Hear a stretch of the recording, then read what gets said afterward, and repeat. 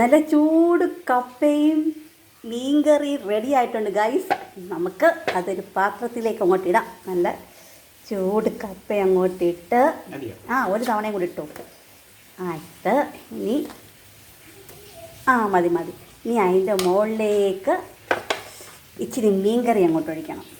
മുകളിലോട്ട് നല്ല ആവി പറക്കുന്ന മീൻകറി ഇപ്പം അങ്ങോട്ട് ഉണ്ടാക്കിയതേ ഉള്ളൂ. പിന്നെ മുകളിലോട്ട് ഒഴിച്ചു.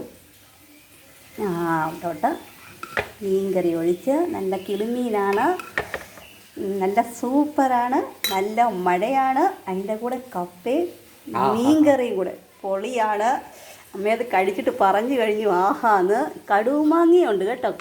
ഞാൻ കുറച്ച് ദിവസം മുമ്പ് ഉണ്ടാക്കിയ തട്ടിക്കൂട്ട് കടുമാങ്ങ.